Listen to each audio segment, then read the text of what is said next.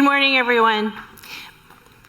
We build, manage, and modernize the world's critical technology systems, and I'm thrilled today to be talking to you about a really exciting new technology that is emerging in Canada called the real-time rail.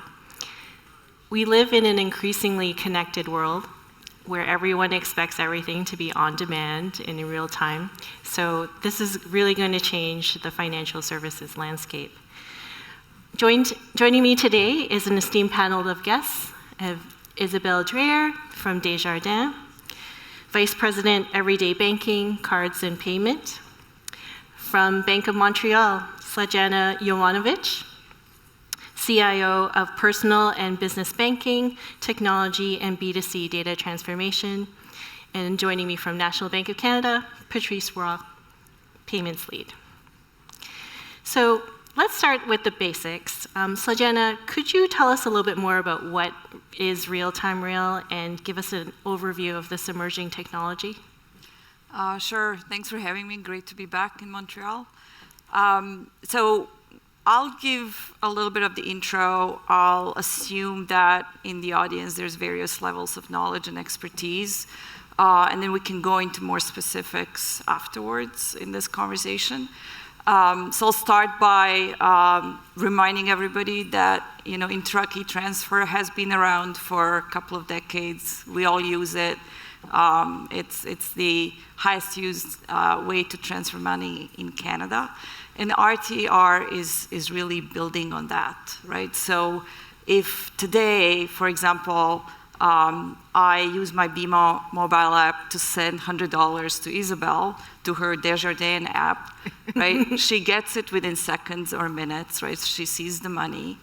But actually, this money has not been transferred from BMO to Desjardins physically. It is transferred overnight, so the money is actually available and fully transferred the next day. With RTR, everything becomes much more real time. So when we go live with RTR, that money, once Isabelle gets it, a few seconds after I've sent it, will actually physically be there, right? So there won't be any holds. This basically enables cash flow much faster in Canada. So that means also that the payment that I've made is irrevocable. It's kind of like me giving $100 to Isabelle. Once I give it to her, it's hers, right? So it's the same way. It also means it's going to be available 24/7, 365 days a year, right? So nonstop, full-time availability, no downtime, right? So that you can start thinking about, resiliency that has to be built into this. It is also going to have very rich data. So the way we send payments messages has certain fields, account number, my name. In RTR, these fields are expanding. We're using a standard called ISO 20022, and we call it data-rich payments. There's more fields, and they're expanding, and basically each payment will come with more data available, and we'll talk about why this is going to be important. And then you also probably are wondering, so where are we in this journey and when is this going to be available? So it's important to note that building RTR rail, payments rail in Canada, is a big collaboration, right? Our big banks already participate in e-transfer together with Interac, with Payments Canada, with Bank of Canada. So everybody's working together to now build new infrastructure. Think of it as a highway called RTR that is going to be much faster. The cars such as e-transfer, will be going much faster than before. So we are all working on it. Most of the build is actually done, and we are now moving into the testing phase. So as you can imagine, a lot of testing needs to happen for the system to be up and running, to be at all times, to allow for huge volumes. So we are going to, we're all testing changes ourselves. We are testing it as the industry. And then at the end of that, we'll push the button and we'll go live, and then we'll have a big party when we do that. And we'll talk more about, so what, why are we doing this, and all the opportunities that this has for Canada as a country, right? To keep the money in Canada, to innovate once we have this high-speed highway. So that will be really, really exciting. Thank you, Sladjana. And I think we can all relate to, paying a credit card bill a little bit late and, the payment doesn't land there, or having to plan a few days ahead, if we need a deposit or a bank draft, right, for a big purchase like a home or a car. So I think this is really game-changing. So Patrice, from your perspective, what's the benefits of RTR for consumers? So I think that day one, there's day one effects and there's later future things that come in. But for day one, I think for consumers, the thing that you might notice really quickly is the increase in limits. So the RTR is working with a limit of $25,000. So obviously that'll create a lot more space for a lot of the use cases that today are looking for other payment alternatives and sometimes fall back to checks and stuff like that. And so there's really a nice aspect of there that a lot of ways we pay for certain things will be able to come onto the RTR.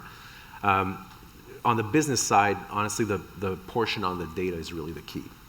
The fact that you're going to have remittance information that's associated with your payments and traveling with your payment, that data has a lot of usage for companies. And we're seeing it today, we're seeing it a lot in the US.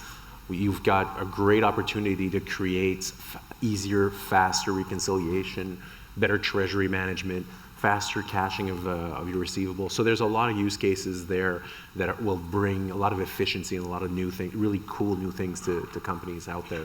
So we see that as a big vector of the development that's going to come in really quickly, and what we've seen in other markets. Awesome, thank you. And Isabelle, would you like to add anything in terms of how financial institutions will change the way they do business?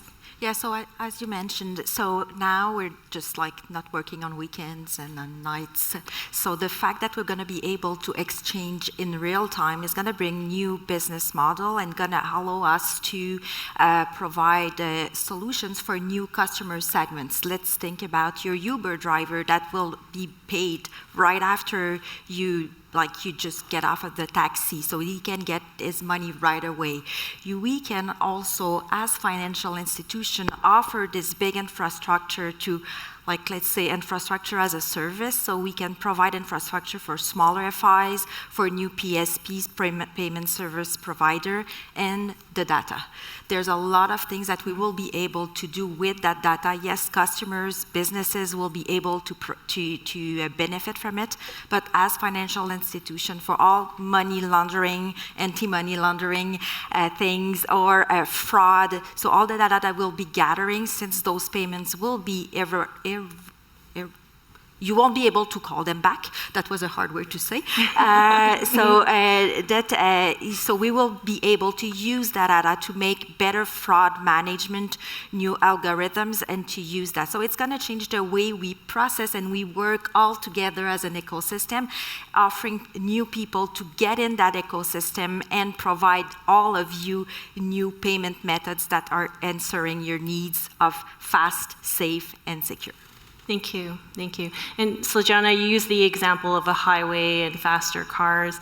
I also think of this as almost like a railway track, where you have different tracks that move passengers from point A to point B, and the real-time rail is the same, right? We need to have infrastructure in place, we need onboarding to move transactions between individuals and businesses.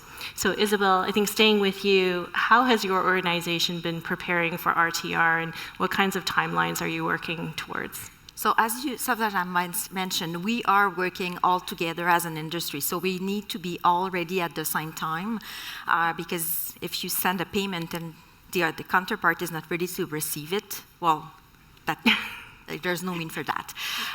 So the thing that we're doing internally is we're making sure that we have all the operational readiness that we need, so we'll be able to process and repair payments 24/7 and 365 days. They were missing a few days on my year here. So we need to do it all year long. No holidays, no days off. So this is a big change for banks. So this is how we're getting ready because this is the biggest change. We've been doing Interact e-transfer for years, and at first it's all that volume that's going to go through the RTR system. So for you, it's not going to change anything. It's going to be transparent, but for us internally as FIs, it's a big, big change to be sure that we're ready to have those payments moving in real time. Thank you. Thank you. And Patrice, I'll come over to you. Can you share examples of use cases being worked on right now for RTR? So right now, the Canadian industry's been looking a lot of how the RTR has been deployed in other countries and what use cases have really been picking up. And so there's a lot of jurisdictions that have implemented this in recent years. And so what we've observed and we think is really going to bring a lot of value is, first of all, the B2B use cases are really strong and are coming out. We're seeing a lot of that in the US. We're seeing a lot of pay-by-bank volume come up as in Australia and some of those markets. So we expect those two pieces to really be big important things there. But our next portion, I think, is looking forward to how are those use cases being dealt with today? What are they using today as a payment method? So, and how can we help them migrate them? So we have a bunch of these ways of paying right now that are still on checks and some of the older methods. How do we make sure that we use the RTR as a vector to digitize these transactions and actually bring value is going to be the secret to it. Is it speed? Is it data enrichment? Is it the ease of use? And all these things will need to be brought into new product offerings for our clients and use cases so that we're actually harnessing the power of what the RTR will bring. Thank you. And what do you think was the criteria for shortlisting these?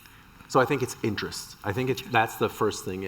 When we look at the RTR and look at its characteristics, everybody has great ideas on what it can do. Yeah. And when you come down to use cases, you'll hit things like, well, the speed is great, the data is fantastic, but the limits aren't there. Because if we're at 25,000, you can think of use cases that it's just not going to do it. So as time goes and these limits increase, it'll change that. So we need to see where the most value comes of harnessing with the characteristics we have now and how we can have them evolve to get to the next step. Sounds good.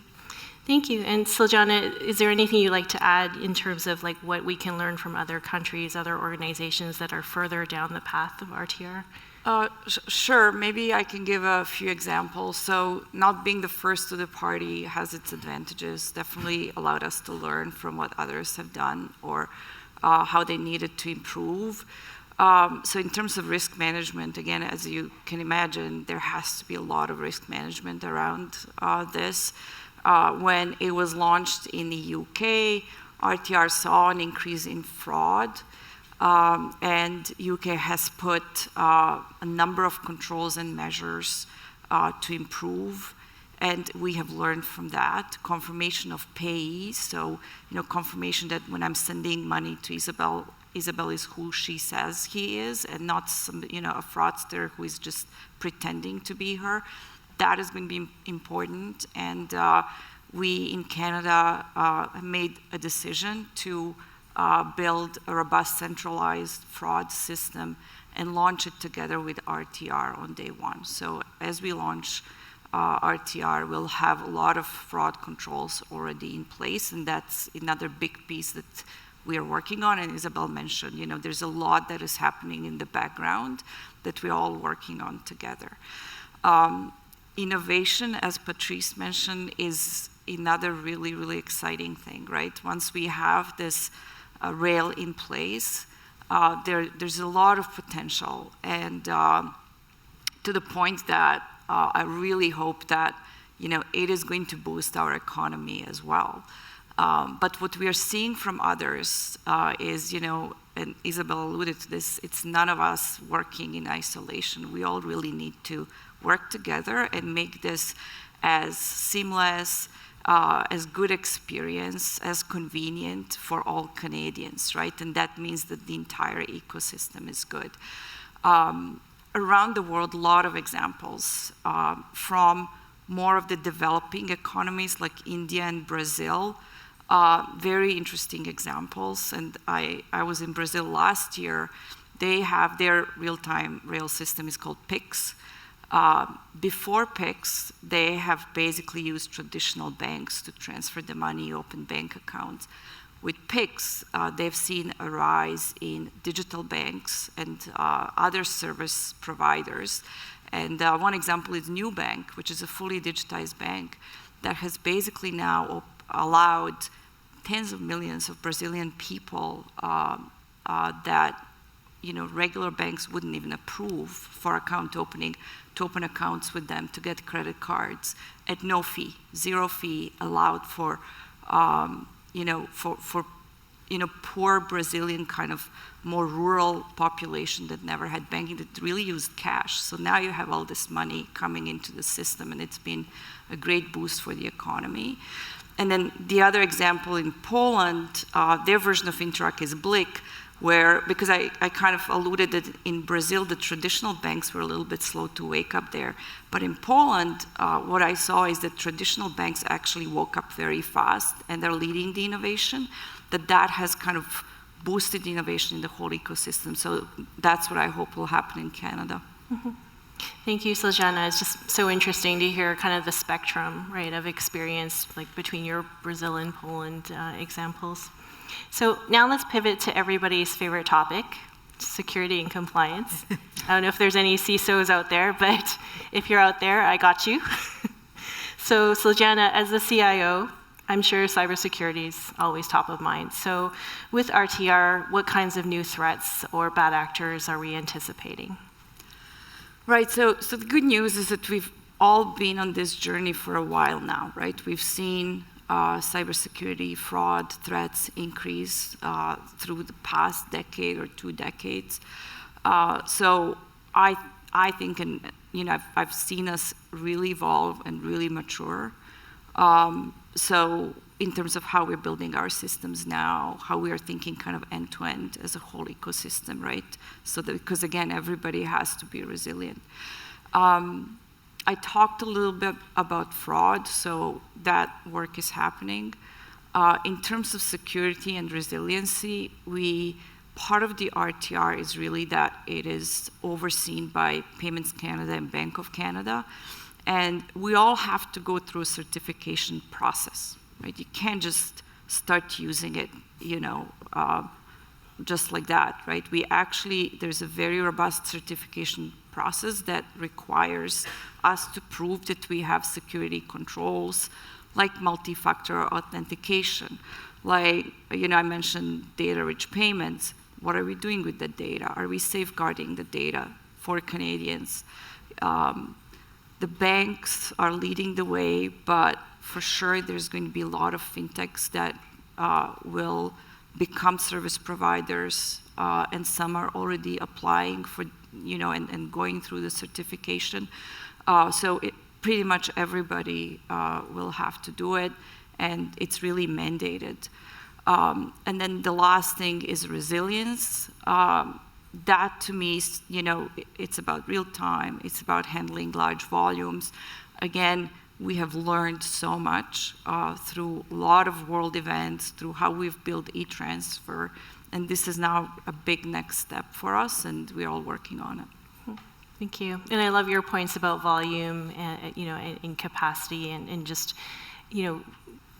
when we compare that to some of the technical debt, right, that we see in the environment, the legacy infrastructure that a lot of financial institutions have to deal with, it's so important to kind of make sure that foundation is solid, right, before we start to build on top of it.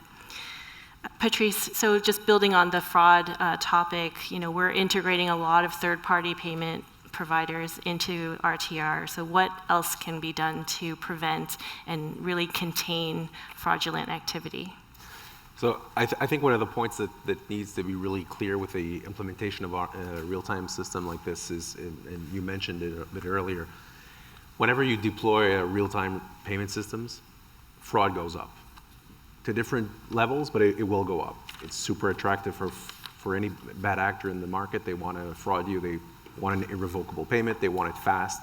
They want to get out. They want to get out of your bank account as soon as they can. So it's really a big concern on how that brings to the market, and seeing how certain jurisdictions have reacted or not. We see that unprepared jurisdictions have been hit very hard by this. So we have a high concern to how we get ready for that. So first of all, the industry's been having a lot of thoughts and discussions on how it makes sure to act and make sure that we're in a correct posture to respond to this. And you see that by recent announcements on the setting up of the anti-scam coalition and having all these financial institutions together with huge companies in Canada that are sitting down and actually talking of how do we protect Canadians better? What can we put into place to have that better effect? So that conversation and that will is really clear, and it's really at the heart of everybody's concern. And specifically with the RTR, it's really forced the conversation to bring up the game for the whole industry, because this is a threat that will come in with this opportunity. There's obviously this threat. And you can see right now that the participants have been investing massively in centralized tools and in a lot of tools that will be in place so that day one when we get the RTR running, that we have in place. And I can't press this enough, but this is very important for the success of the RTR. But we can also see that in jurisdictions that have done this well, it works. We see fraud going down, we see numbers getting better. And we can even see it very easily when we look at FedNow that it's raised the limits on the real-time transfers to $10 million. Wow. You don't raise your limit to $10 million if you don't have some sort of a trust in the infrastructure you have and the capabilities you have. And it's key there because that risk management piece is instantly connected to how many cool use cases we can get out and how much value we can drive out of it. So that risk management conversation that sometimes looks a little sexier, well, it's directly related to how easy and great we're going to have these products run out and these rails run. Yeah, I love that point. Just high risk, high reward, but vigilance. We need to be absolutely vigilant. So, Isabelle, coming back to you on the compliance part, how is your organization addressing regulatory compliance? Well, it's a new system that we're building. So as you both mentioned, we do need to work all together, the Anti-Scam Alliance being one place where we can all sit together with telcos, with, I think Google and Facebook are part of it. So it's not only financial institution, but it's everybody that is part of that payments ecosystem, because at the end of the day, what you want is to pay and be paid faster, but you don't want us to lose the money between like the two people. So we try to work all together as an industry, as an ecosystem. And the thing is, we also work really closely all together to build those new rules for RTR, understand the new Retail Payment Act that is enforced since, I think, 2 weeks ago. So all the payment service providers needed to be registered to this. So we try to keep up with that and also to discuss with every level at the government, because every well, you got what I was. Thank you. You got what I was about to say. Is looking at better ways to protect the sending part and the receiving part of a payment to make sure that it's not going to the wrong person. What we do think, however, is as an industry, we have to work together to make sure that we protect the ecosystem and not just like Quebec-based people or Ontario based on Consumer Protection Act. But this is really a topic that we want to look in and make sure that we work all together to protect the money of the Canadian. Because what we know now, numbers of fraud is not as, well, is higher than what we think, because people, they don't always call to tell us that they've been scammed. So we need to protect that new infrastructure with higher limits, irrevocable. I'll get it by the end of the day, and I'll get there. And we do need to build that trust around that new system. So stay informed, be informed, try to influence the rules, and we need to share data. That's something else that we need to do all together, because if we're not sharing, we won't be able to protect that systems very well. Great, thank you, well said. So now looking ahead to the future, after all the planning and integrations and onboarding, are complete, and we have all of these secure and data-rich transactions flowing, what's next for your organization? So, Patrice, I'll start with you, and then we'll go to the other panelists. So, great question. So, it's for us really. I bring it down to really two things, really simple. The first thing is we want to make sure that we're harnessing as much as we can from this, so that we bring the maximum value and help to our clients. So we're going to be looking at use cases where we know we can get our clients elsewhere, we can help them better and bring them where they need to be. So that's the main focus of how we build on this. The other portion is obviously ensuring security and stability. We need to make sure. That was ominous. So we need to make sure that our payment systems run correctly and that they're doing what they need to do. So protecting against fraud is one aspect, cybersecurity, but operational resiliency and all that. Because at the end of the day, the rest is all bells and whistles, because if we're not paying things on time and when people need it, the trust isn't there. And that's the basic of all this. That's the most important. So we're going to be keeping a focus on that and always making sure we protect that trust. Thank you. Sladjana, what's next for your organization? So I agree. We are all heads down working on this, right? So for sure, the first step is to get it done, get it out of the door in a safe manner. I do think that rather than what's in it for any one organization, this is truly a space where we all need to work together. There's a lot of other products and services where banks compete, but I think this is the one where collaboration will pay off for everybody. So innovation definitely is something I'm looking forward to. Canada is not doing great on the innovation scale compared to other countries. So certainly my hope is that this is going to, create space where money is moving faster. There's more cash available. There's definitely an invite for other service providers, fintechs, to work with the banks to enrich the system. There's more data in the payments transactions, as I said. So what that means is that we can also do more with that data kind of immediately. And let me explain that. What you don't see in the background of intra-key transfer, there's a lot of plumbing to make sure that the payment arrives safely, to make sure that the money is accounted for. There's a lot of reconciliation, a lot of reports, a lot of regulatory reporting, right? That we kind of do post-transaction. That usually happens at night. With this information being available and transactions happening during the day, and having all that information about the transaction, about the payer and the payee embedded, we can do a lot of that pseudo real time and much faster, and we can hopefully reduce the amount of bureaucracy, the amount of processes, paperwork that we have right now. The transaction itself becomes an invoice, right? So hopefully it will make our organizations more nimble, and which means that the productivity should go up. If that productivity goes up, then hopefully we are all then channeling it into more innovation and using that data to make the experience for Canadians more seamless and better and easier to use and kind of similar. Again, ubiquitous is another word that is used often, but we all need to have similar experience. If it's very disconnected or different between the banks, then that is not going to help anybody. Thank you.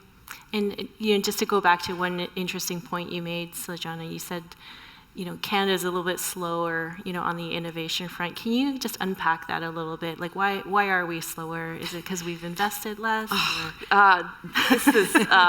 There's this innovation index, and you can look it up, available. We are honestly at the bottom of the list for developed countries. And, there's a debate. Are we just safe? Are we playing safe? Are we, not willing to take as much risk? Is the capital and the funding not as available as in bigger economies? at the same time, we are a large economy, right? So, and then are our systems, do we have more legacy systems? Karen, you alluded to that, right? Are we a little bit behind in modernizing? You know, probably a bit of all of that, but definitely, you know, that is something where we as a country should look to improve. Thank you. Isabel? Glad What's that next? you got the question on why we were so slow. In my opinion, well, what we're doing now with e-transfer on real time is just the beginning of what we were gonna like clear and settle in real time. So we need to prepare for the future, but before heading to that future, we need to get out there. So we need to fix and to launch this. It's coming. The build, as you mentioned, is done. So, and we need to see how fraud and compliance is getting in there. So that's maybe the first thing. And the thing that we want to make sure is it's always going to be to answer the expectations of all our clients at financial institutions. So businesses, they want to be paid faster, but they don't want to pay faster. So at one point, we need to find a middle ground there and use cases that will work for clients and businesses, for customer and businesses. But I do really think that we're not going to stop with e-transfer volume. It's going to increase, and we're going to see other means of payment being transferred in real time. And it's going to change the way that you will be paid, but you have to expect it's going to change the way that you're going to pay as well, since it's going to be like you cannot say anymore the check is in the mail. That won't work. So you do need, like, it's going to be out there and it's going to be out of your bank account.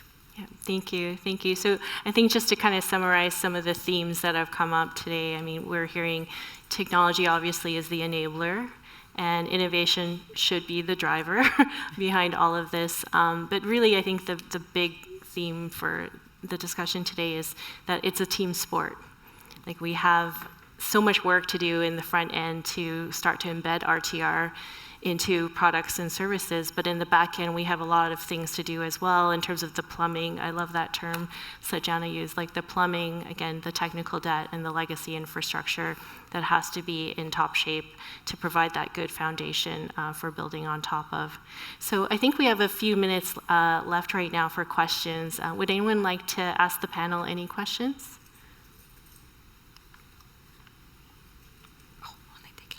We have folks with microphones here who can come to you if you have a question. Oh, over there.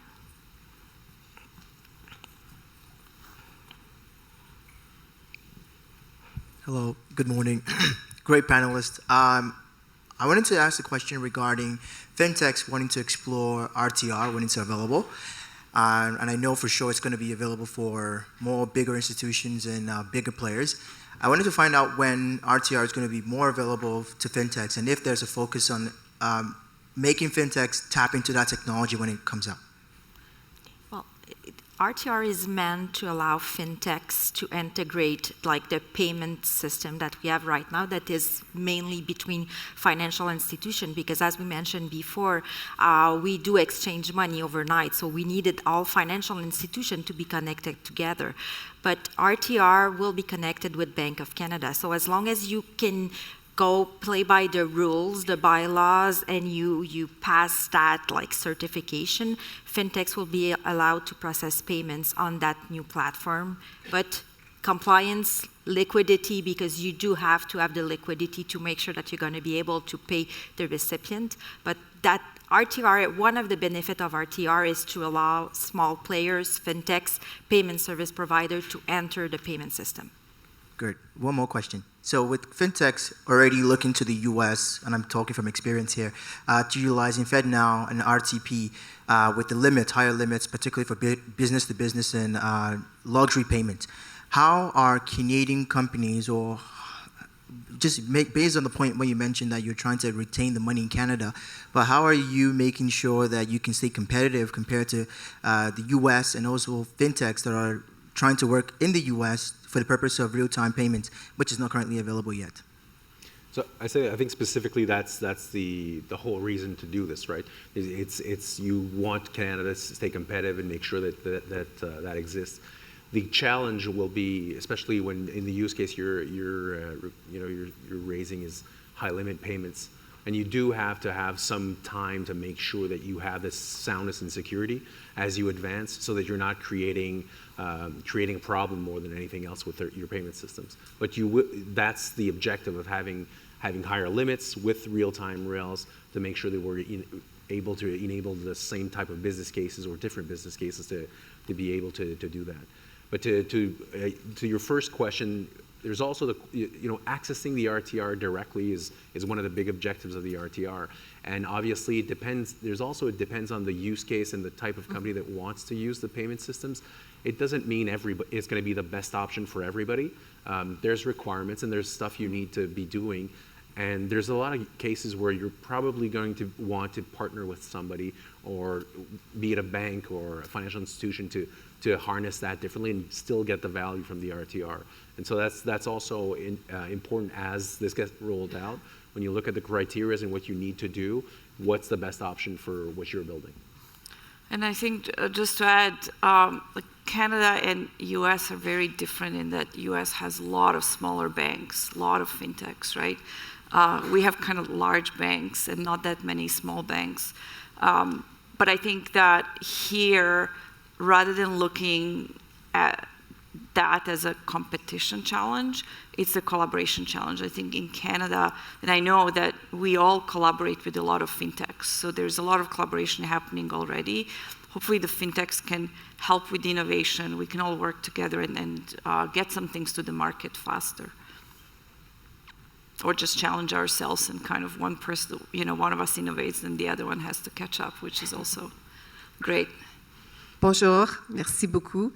Brigitte Goulard de la firme Tories. I have a question regarding the access to the RTR. PSPs that were registered under the RPA will have eligibility to access the RPR if they meet all these criteria. And I agree that we're not going to see 1,500 PSPs accessing the RTR through direct membership with Payments Canada. However, it is expected that some of the large ones, more sophisticated ones, will access directly through Payments Canada, the RTR. And I believe this is going to change significantly the way that payments occur in Canada, where you'll have more access through different types of institutions. So I would be interested in your views of how the payment system is going to look like in, let's say, 5 years, where we'll still have the large banks, doing the payments, but I assume we'll also have a few large fintechs to which it will open payments in a way that we've never seen before. So I'm just interested in your perspective on how it's going to look like in a few years. I think it's crystal ball. Yeah, I think there's a big crystal ball portion of this, because there's things that I think we'd poll people and we'd have very different opinions on certain portions that will be key to all this. Because as we talk about it hypothetically, and I've been in the RTR discussions for a long time, at a certain point it was like this magical way of doing things, and it's all benefits. And at the end of the day, sorry, but there's never this all benefits, no downsides, and this is going to be the one thing that replaces everything. So what will happen, what the choices are on what the RTR will actually be used, and especially for large players that want to come into the Canadian market and how they want to use that, I think it still pivots on very important details on how certain things will be managed, maybe at the end. What's going to be the cost points, and what's the advantages of running it directly through the RTR, or just having a partnership with someone. So I think that makes it very difficult to imagine what the payments, that partnership of payments around RTR will look like in 5 years. But there's no way it looks like today, that's for sure. I think it will bring significant change to how we're having those discussions and how the payment community evolves. And we do settle and clear today for fintechs as financial institutions. So this is a service that we're offering. I think this will still exist. So as you mentioned, everybody won't be able to go directly through RTR, but that will allow a lot more people to provide, so we're building a system to bring more competition into our business. So this is what we're doing, and we do think, however, that some people will still use the infrastructure of financial institution to clear and settle in real time, and to do like, they're gonna exchange in real time, but we're gonna use the banking infrastructure for repair, because we still have fraud management, we have to repair payments, we have to make sure that you have the right credentials, and I think one of the biggest benefits will be for international payments. With the RTR, it's gonna bring faster payments internationally, so this is where I think in 5 years from now, use cases in wallets instead of bank accounts, through credit card instead of in bank accounts. So that will allow a lot of those use cases to come to life. Yeah, I agree. I think it's really a question of pace, you know, and I hope the pace is fast, and we do see a significant difference in 5 years, right? I hope for that versus kind of more of the same, slow and steady, and, you know, and I do think I agree with international payments, because we are building this to the international standards. We're all using that same ISO 20022 standard. So for us to actually send payments and receive payments internationally becomes easier, right? So those are the use cases as well. Whereas right now it's truly cumbersome to do that. Then I also see us definitely seeing higher volumes, more transactions, because if I can, you know, maybe receive my payroll every day in chunks versus every 2 weeks, right? Maybe I will expect that because I've earned it, right? So this should open up the opportunity for us to send, you know, even smaller amounts more frequently. Like those are a couple that I see definitely happening, but hopefully there's more than that. All right, thank you. And with that, I think we're at time. Thank you so much to my panel. Amazing, amazing insights. And thank you.